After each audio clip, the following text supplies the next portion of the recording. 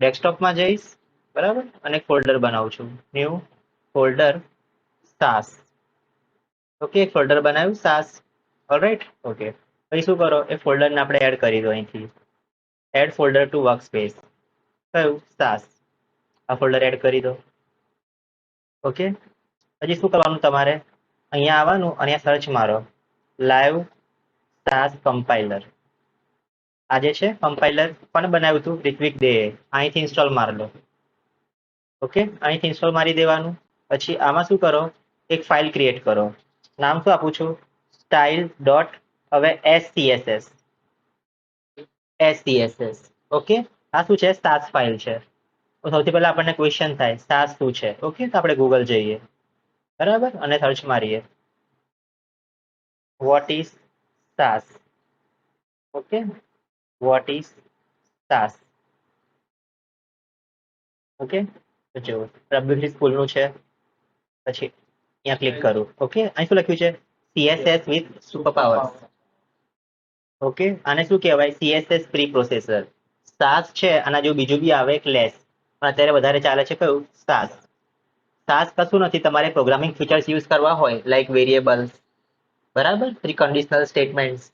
પછી તમારે like inheritance use કરવું હોય તો એના માટે એક્સટેન્સ કીવર્ડ આવે.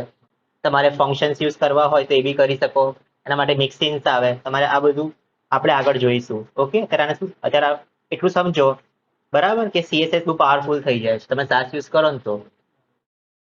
ઓકે, અહીંયા શું લખ્યું છે? CSS with super powers. Okay, CSS બહુ જ પાવરફુલ થઈ જાય તમે સાસ યુઝ કરો ને તો.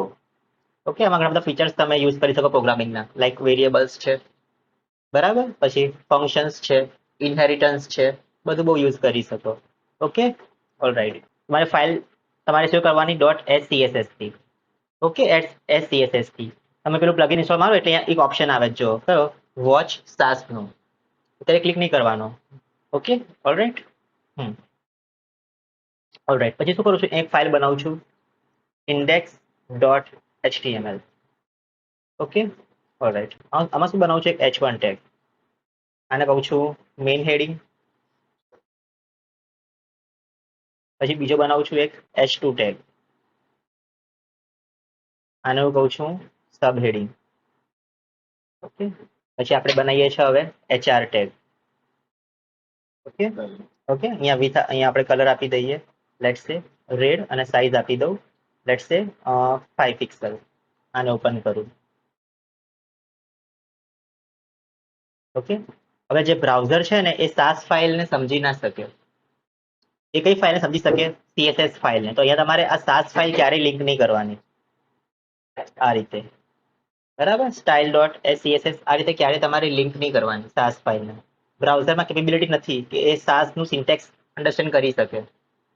ઓકે, તો તમારે શું કરવી પડે? આ જે સાસ ફાઇલ છે તમારે કન્વર્ટ કરવી પડે CSL માં, આપણે CSS માં. તમારે આ સાસ ફાઇલ તમારે કન્વર્ટ કરવી પડે CSS માં. તેના માટે તમારે જોઈએ કમ્પાઇલર, સાસ કમ્પાઇલર. તો આપણે શું કર્યું? આ પ્લગઇન જે ઇન્સ્ટોલ માર્યું ને એ કમ્પાઇલ કરશે સાસ ફાઇલને CSS માં, અને તમારે એ CSS ફાઇલ તમારે શું કરવાની? એડ કરવાની. ઓકે, તમારે લખવાની છે એમાં હવે CSS બધી આમાં લખવાની .scss ફાઇલમાં. પછી તમે અહીંયા આગળ ક્લિક કરશો ને એટલે આ છે ને એક ફાઇલ જનરેટ કરશે style.css. તમારે એ ફાઇલ લિંક કરવાની. ઓકે, તો જો આ ફાઇલ છે, આમાં લખું છું અહીંયા આવીને H1, પછી લેટ્સ સે કલર અને રેડ. ઓકે, પછી હું ક્લિક કરું વોચ સાસ. બરાબર, વોચિંગ આવી ગયું.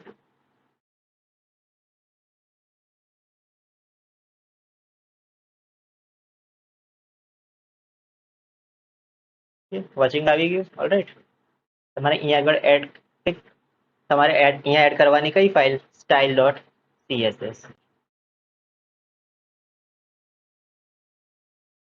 જે અહીંયા આવો આ ફાઇલમાં. ઓકે, જો ફાઇલ જનરેટ થઈ ગઈ. ઓકે, તો આ એક્ચ્યુઅલ CSS ફાઇલ જનરેટ થાય. આપણે હવે આ ફાઇલમાં એને કશું કોડિંગ નહીં કરવાનું. આપણે કોડિંગ ક્યાં કરવાનું? style.css માં. બીકોઝ આમાં આપણે એક્સ્ટ્રા ફીચર્સ યુઝ કરી શકીએ. કયા? પહેલા પેલો તો વેરિયેબલ્સ. પછી આપણે ઇવન CSS ફાઇલ્સના આપણે પાર્ટ્સ બી પાડી શકીએ યુઝિંગ પાર્શિયલ્સ. ઓકે, તો જો લેટ્સ મારે યુઝ કરવું છે વેરિયેબલ્સનો કોન્સેપ્ટ. ઓકે, તો જો આમાં વેરિયેબલ બનાવવા માટે તમારે સૌથી પહેલા સ્ટાર્ટ કરવાનું ડોલરથી, પછી વેરિયેબલનું નામ, લેટ્સ સે બીજી કલર હું આપી દઉં છું હવે, લેટ્સ સે રેડ. ઓકે, પછી બીજો બનાવશું વેરિયેબલ, લેટ્સ સે ડોલર ટેક્સ્ટ કલર. પછી હું આપું છું નામ, પછી આપું છું કલર કયો, વાયોલેટ. ઓકે, વાયોલેટ આપી દઉં.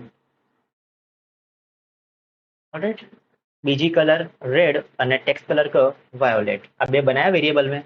મારે વેરિયેબલ્સ બનાવવાના ટોપ પર જ. Okay, alright.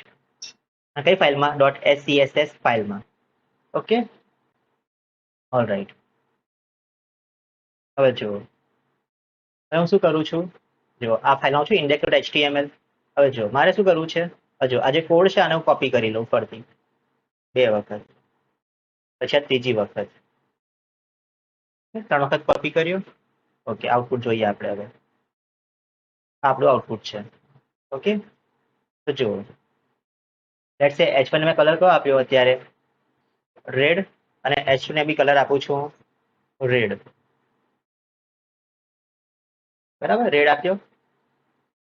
ઓકે, તો જુઓ, લેટ્સ સે મારે હવે h1 નો કલર ચેન્જ કરવાનો થયો, લેટ્સ સે યલો. લેટ્સ સે મારે ચેન્જ કરવો છે h1 નો અને h2 નો બંનેનો કલર. તો જો મારે મેન્યુઅલી બંને જગ્યા પર આવીને ટાઈપ કરવું પડે છે. ઓકે, તો જુઓ, હવે યલો થઈ ગયો, સક્સેસ થઈ ગયું. ઓકે, જો એટલે અહીંયા આગળ શું થઈ ગયું, હવે આ જનરેટ થઈ ગઈ ફાઇલ ઓટોમેટિક. આ શું કરે છે, કન્ટિન્યુઅસલી વોચ કરે છે કે જેમ ચેન્જ આવે આ ફાઇલમાં, હું શું કરીશ, આમાં ચેન્જ કરી દઈશ. ઓકે, તો જુઓ હવે. પણ આ રીતે તમારે મેન્યુઅલી ચેન્જ ના કરવું પડે, એટલા માટે આપણે શું યુઝ કરીએ, વેરિયેબલ્સ. તો જ્યાં બી આ કલર છે એની જગ્યા પર શું લખી દઉં, વેરિયેબલ. લેટ્સ સે ડોલર બીજી કલર. પછી કલર લખું છું અહીંયા, પછી અહીંયા શું કરું છું, બેકગ્રાઉન્ડ કલરમાં ડિફાઇન કરું છું કે ડોલર બીજી કલર, અને ઉપર કરી દઈશ હવે ટેક્સ્ટ કલર. બીજી કલર, અને અહીંયા હું કરી દઈશ ડોલર ટેક્સ્ટ કલર. ઓકે, એ રીતે અહીંયા આગળ બી અહીંયા હું ડિફાઇન કરી દઉં h2 માટે બી કલર કયો, ટેક્સ્ટ કલર, અને બેકગ્રાઉન્ડ કલર કયો, આ બીજી કલર. આવી ગયું. ઓકે, બહુ જ ભારે લાગે છે, એટલે વાયોલેટ અહીંયા આપણે વ્હાઇટ કરી દઈએ. તો જો એક જ જગ્યા પર હું ચેન્જ કરું, બધે જોવા મળશે. ઠીક, અને આપણે બેકગ્રાઉન્ડ કલર લાઇટ કરી દઈએ પહેલા. લેટ્સ સે લઈ લઈએ હવે પ્લમ, કે બ્લેક કરી દઈએ. તો જો એક જ જગ્યા પર ચેન્જ કરું, બધે રિફ્લેક્ટ થાય, h1 માટે બી અને h2 માટે બી. ઓકે, ઇવન તમે ફોન્ટ બી સ્પેસિફાઈ કરી શકો આ રીતે. ઓકે, અહીંયા આવું છું અને કલર આપી દઉં અહીંયા આગળ બ્લેક.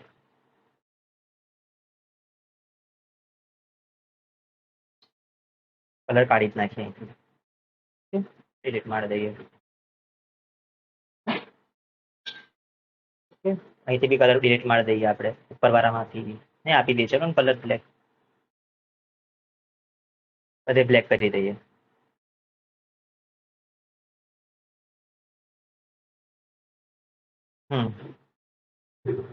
Alright, okay. હવે હું ફોન્ટ સાઇઝ ગ્લોબલ ડિફાઇન કરું છું વેરિયેબલમાં, ફોન્ટ સાઇઝ. ઓકે, લેટ્સ સે મેઇન ફોન્ટ. ઓકે, લેટ્સ સે વર્ડાના.